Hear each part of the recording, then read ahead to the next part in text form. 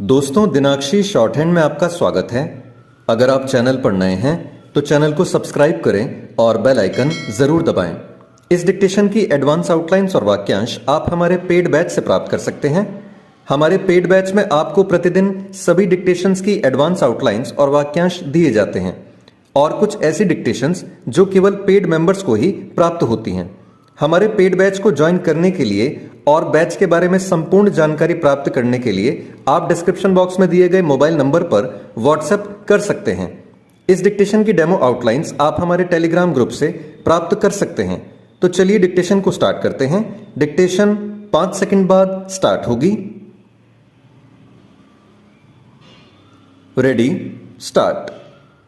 मध्य प्रदेश और छत्तीसगढ़ में भाजपा ने जिस तरह चुनावों की घोषणा के पहले ही अपने प्रत्याशी घोषित करने शुरू कर दिए हैं, उससे यही साफ होता है कि वह विरोधी दलों से आगे रहने की रणनीति पर चल रही है।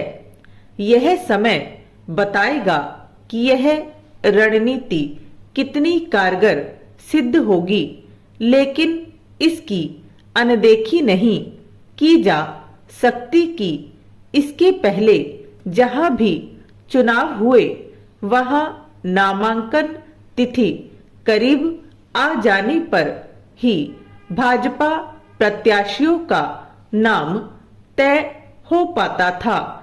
चूंकि भाजपा मध्य प्रदेश में अपने सत्ता बचाए रखने के लिए प्रतिबद्ध है, इसलिए वहां उसने 3 केंद्रीय मंत्रियों और 4 सांसदों को भी चुनाव मैदान में उतार दिया है।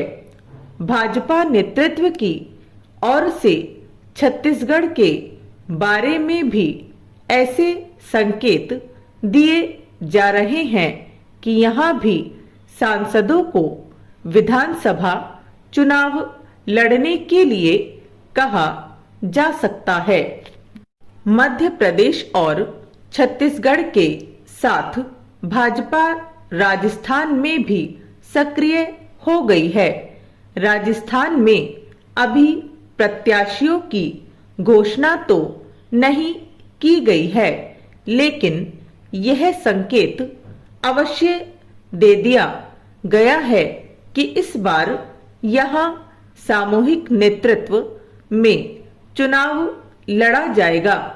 यह संकेत देकर भाजपा ने पूर्व मुख्यमंत्री वसुंधरा राजे की दावेदारी को भी कायम रखा और पार्टी में उनके प्रतिद्वंदियों को भी यह संदेश दे दिया कि वे भी मुख्यमंत्री पद के दावेदार हो सकते हैं।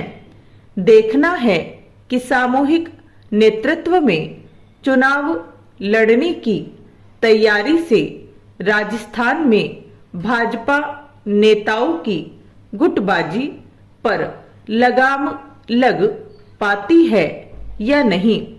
मध्य प्रदेश और छत्तीसगढ़ के बारे में भी अभी यह स्पष्ट नहीं कि इन राज्यों में भाजपा की ओर से मुख्यमंत्री का चेहरा कौन होगा।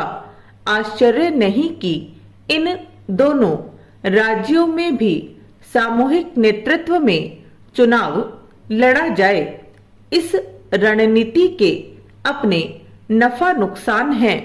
कभी मुख्यमंत्री का चेहरा घोषित करने से चुनाव जीतने में आसानी होती है, तो कभी इसके नुकसान भी होते हैं, और खासकर तब जब विरोधी दल की ओर से मुख्यमंत्री के दावेदार की घोषणा कर दी जाती है।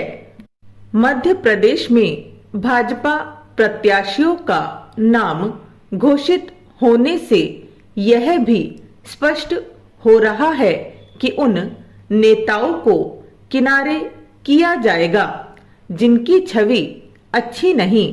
मध्य प्रदेश, छत्तीसगढ़ और राजस्थान को लेकर भाजपा यह भी सुनिश्चित करती दिख रही है कि एक परिवार से एक ही व्यक्ति को चुनाव मैदान में उतारा जाए, चूंकि भाजपा परिवारवाद को लोकतंत्र की एक बड़ी बुराई के रूप में रेखांकित करती चली आ रही है।